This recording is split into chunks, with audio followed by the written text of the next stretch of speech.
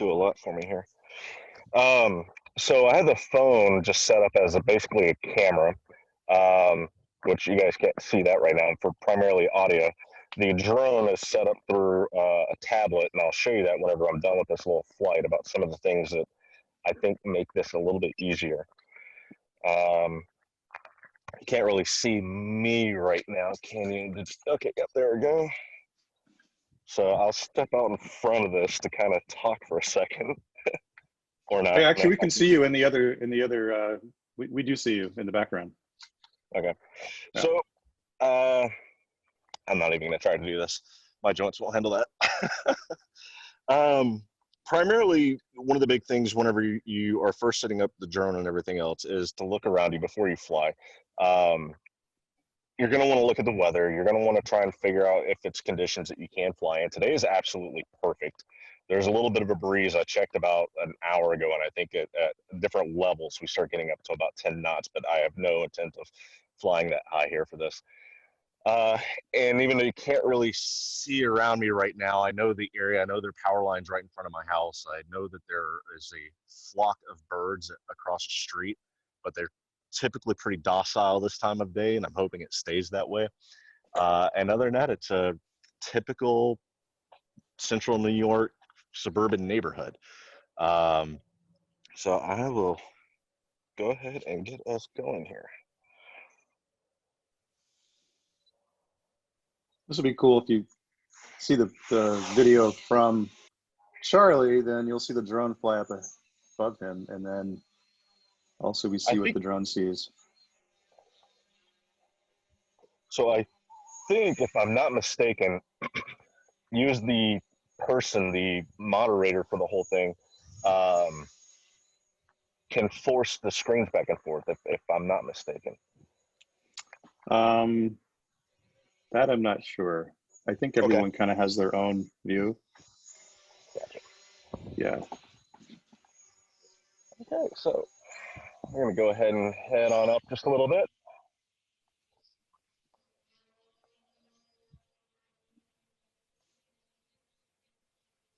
Wow, live from above DeWitt. Yeah. So you're basically right now, like I said, above DeWitt. Jamesville Road is right there, up kind of the top of the screen. That in the top left corner is the Jamesville DeWitt Library, and just beyond that is the Butternut Creek Golf Course. So that's your little tour of the area. Give me 1 second to orient myself here. Okay, so another thing that I used this a lot for was real estate. Whenever I first got out, I did a lot of real estate photography in the area because it's a very quick, easy way to make money it's also flexible with timing. And then having the drone on top of that with a commercial license allowed me to kind of, I guess, market myself a little bit better, because I could say, hey, look, if you hire me to take the photos inside, I can also provide this. And then also with the doing that, if you do like a video package for marketing, for real estate, for product stuff, and you have the drone capability as well, you can honestly charge quite a bit of money for this, even though you're not really taking up much more time or even harder skill sets. You just have to get the license and get the equipment. So a lot of times, whenever you're looking at drone footage, especially in the news, you have the typically kind of this type of thing where they're looking down, or you can't really orient yourself to where it is or really even how high up the drone is. So I typically recommend not doing a straight down shot unless you're trying to go for a particular effect. But there you are. Yeah, I'm right there. That's me. And let's see, my kids' playground in the backyard. So I'm going to use my house as an example, even though I'm not trying to sell it anytime soon. I can't really get too low on this to be able to like show the actual front of the house, and I got a flock of birds going through. This could get interesting real quick. Yeah, birds. Some birds like to attack drones, right? So they're typically more your predator birds. These are mostly pigeons and crows around here, but yeah. Um, one of the biggest benefits with the drone is the fact that you have a camera that literally can move around on any three axes for the most part. You can go up, down, left, right, forward, backward, everything, and essentially smoothly. You're not really worrying about your stability on the ground or walking or anything like that. So it gives you the opportunity to really kind of play around with some interesting shots. So instead of it just being like an average pan from left to right or motion tracker or anything like that, you can really kind of open these up a little bit. Give me 1 second. I'm doing this backwards, so it's a little bit.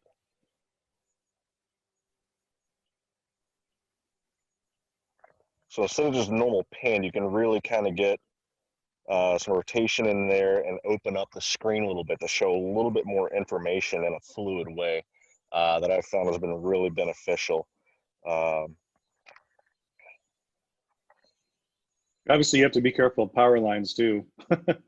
Yeah, especially here, I'm really paying attention because there's a really large tree right underneath me, and so I have to stay kind of right above it.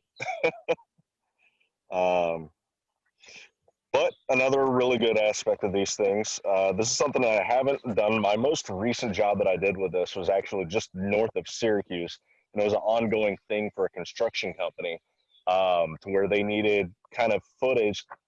They needed imagery and footage of the construction site from above to track environmental impact. So they just basically, it was once a week on my own time, anytime, go out, put the drone in the sky. I would put it up about 100 feet, 200 feet, 300, all the way up to get shots of the construction site, any changes, and then as well the surrounding area. If you could see like runoff from the construction site, then obviously that's going to be something that notifies them that they need to look in that area to see if they are having any negative impacts.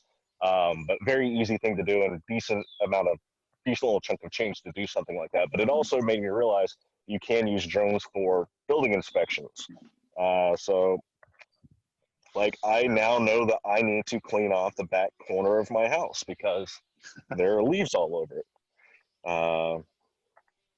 Wow. I haven't been up there in a little while, so that's kind of fun to see.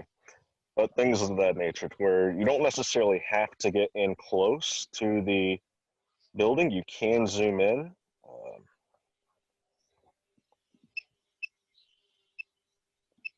Sorry for the.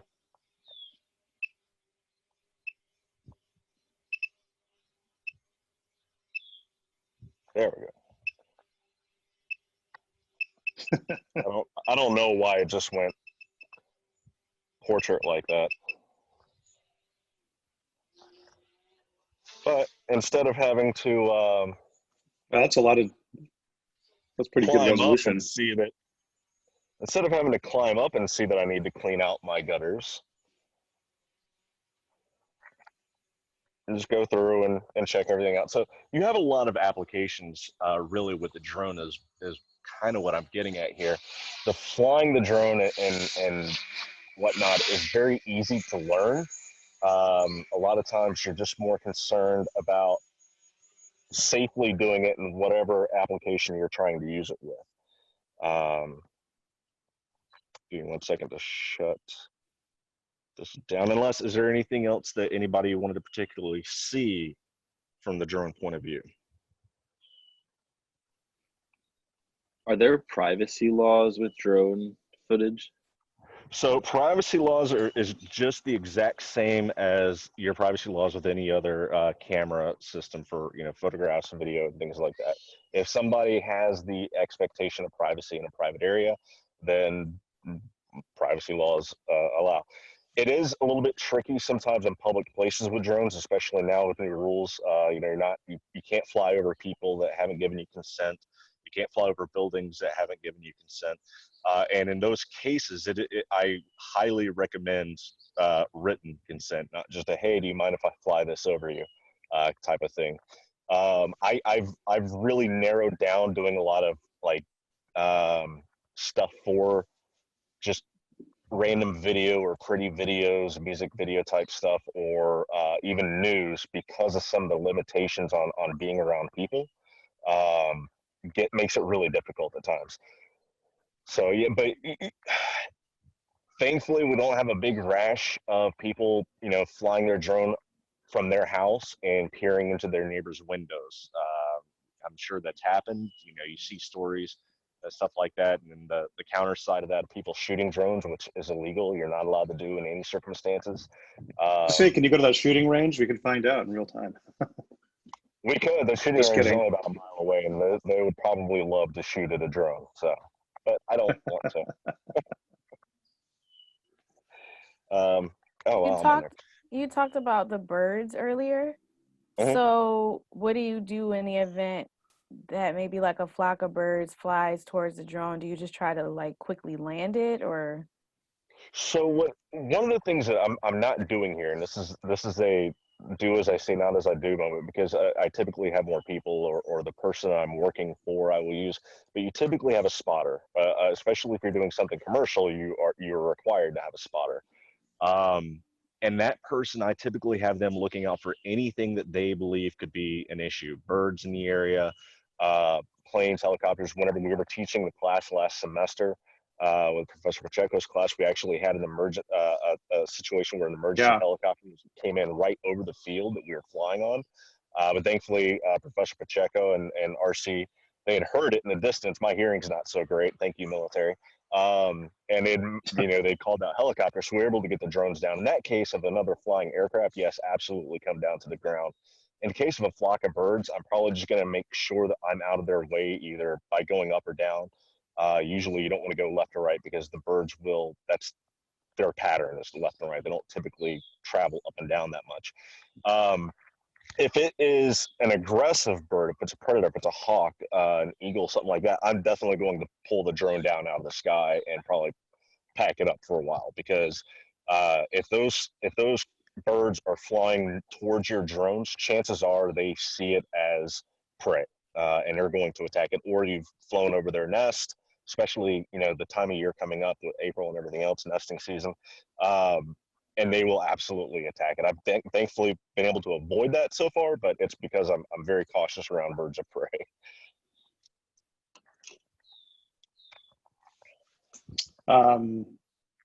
Great. Last thing, I know you have other things you have to do. We have you. I have the video spotlighted on you. Could you show the rig you have? Certainly. Just bring that up to the screen so they can get a sense of kind of how this and what you do to pilot it. It looks like you have kind of a shade too. I do, and I can show this to you pretty easily here. So this is the controller that comes with it, and usually the intent is that you're going to use your phone. The phone will sit in these little clips, and you just plug it in. You can use your phone. I'm not, especially if you're just starting off and things of that nature. I don't knock it, but very quickly you can run into issues where if you are flying through something and you get a phone call, or you might not be able to turn your phone off because you are covering something that is an emergency. It very quickly became advantageous. I went and I bought it. It's just a cheap little Lenovo tab. I'm not sponsored by any of this equipment, by the way. This is just crap that I've bought over time. But it was a very cheap little tablet. And then they sell this rig that you see here, this base plate with the holder, very cheap. And it's made specifically for the remote to slide in and hold. And then the sun hood just comes right off. It doesn't right now because it hooks. I keep it hooked in with the cable. But what it does is it prevents, let me see if I can, you guys probably already know what I'm getting at here. It just prevents glare, which can be an issue at times, especially days like today, to where, as you can see, if I'm up in the sun or something like that, shining it, if that's over my shoulder at any point in time, like right now, it's going to be an issue. But because of the sun hood, I can just tip down a little bit and it's not really that big of a deal. So things just make life easier or safer, really, is the two things I look at. Is this going to make it easier for me to get the drone up, do what I need to do, get back down and go?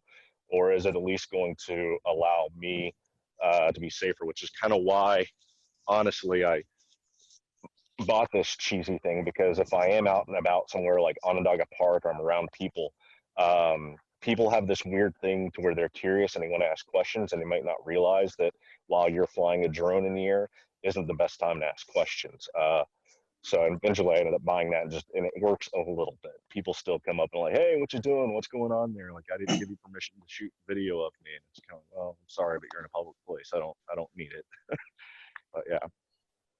Yeah. Any other questions?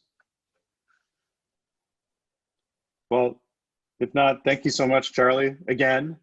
Absolutely. I'm gonna use the clapping action. Here we go. Clap, clap, clap. Yeah. The clap icon. Thank you. Yeah, thanks. It was really cool. I don't think I've ever Thank done you. this before where somebody had the drone actually sign in. That's really cool. We got to do that This is again. a first for me, and whenever we were talking about it on email, I was like, I could probably make that happen. And so just the fact, and I think it's because I use a tablet that helps. I'm going to share this with Amy Faulkner. She's been asking for examples of innovative things that people are doing with the online classes now that they're all online. And I guess there's a meeting every day with like all the deans and the chancellor. So this is kind of up there. So actually, this is going to be at the top. Yeah. You're welcome to stay on longer if you like, but I know you also, as a student, you have your own things you have to do. Actually, right now I'm a father. I got a 7 and a 5-year-old kid that I'm also kind of their PE coach right now during homeschooling. So I'm going to go work them out. Okay. Sounds good. All right. Thanks a lot, Charlie. Thank you, everybody. Thank you. Bye.